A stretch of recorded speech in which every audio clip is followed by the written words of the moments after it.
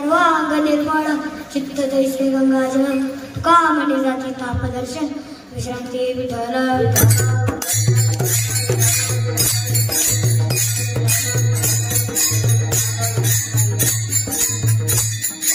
प्रस्तुत प्राप्त संकीर्तन विषयगतांना महायोग पीठे तटे भीमरत्यां वरंपुर ई काय दातुं इंद्रे समागत्य तिष्ठन्तमानंद कंदं परब्रह्मलिंगं भजे पांडुरंगं पांडुरंगा करू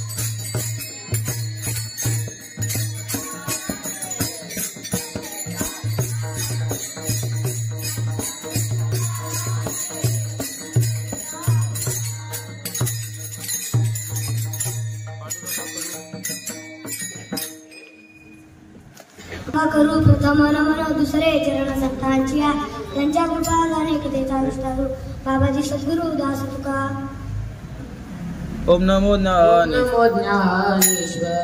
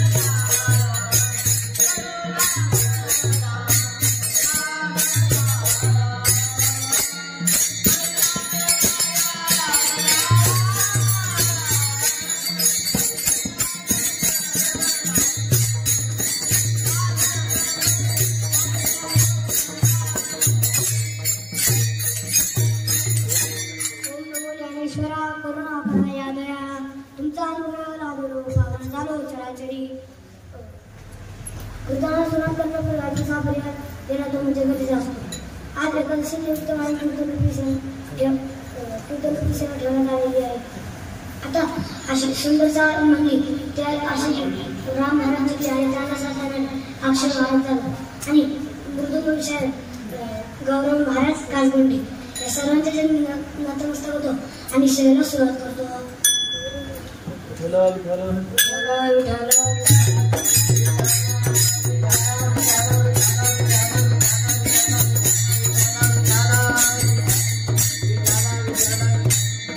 अभंगाचा प्रतिपाद्य विषय असा की अभंगाच्या प्रथम चरण तुकाराम महाराज म्हणतात जे अभंगाच्या प्रथम चरण तुकाराम महाराज म्हणतात अभंगाचा प्रतिपाद्य विषय असा आहे की अभंगाच्या प्रथम चरणात तुकाराम महाराज एका वैशिष्ट्य गोष्टीचा उल्लेख करतात. तो म्हणजे असा की संपूर्ण अंगात जे वीर जे साधू संत होऊन गेले ते त्यांच्या माता पित्यांना जन्नतात येतात. कारण हे संत इतके पवित्र नव्हते तर त्यांचे आई वडील किती पवित्र नसतील हेच महाराज अभंगाच्या प्रथम चरणात सांगतात. शुद्ध विधा पोटी फळे रसाळ मोठी. आता अभंगाचा दुसऱ्या चरणात तुकाराम महाराज म्हणतात पवित्र आईवडिलांच्या पोटी जन्माला आलेले पुत्र किंवा कन्या कशी असतील तर त्यांच्या मुखातून सदैव ते देवाचे व राष्ट्राच्या सेवेसाठी समर्पित करतात आणि त्यांचे संपूर्ण दुसऱ्या चरणात सांगतात देवाचे कारण. आता आपण तिसऱ्या चरणात तुकाराम महाराज म्हणतात पवित्र आगमनाच्या पुढे जन्मानंतर पुत्र किंवा कन्या कशी असते तर त्यांच्या मुखातून सदैव देवाचे राष्ट्राचे समर्पित केल्याने त्यांचे संपूर्ण शरीर चित्तकमीच्या पाण्याप्रमाणे निर्मळ असते. हेच महाराजांच्या तिसऱ्या चरणात सांगतात. उग्या अमृताचे आणि देवाचे कार्याने.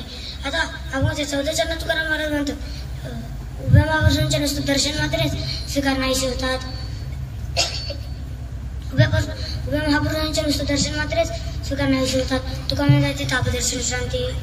आता अभंगाचा सर्व अर्थ झालेला आहे. इथं बसल्यापैकी ज्याला ज्याला असं वाटत की आपण झोपून घ्यायचं निश्चिंत झोपून घ्यायचं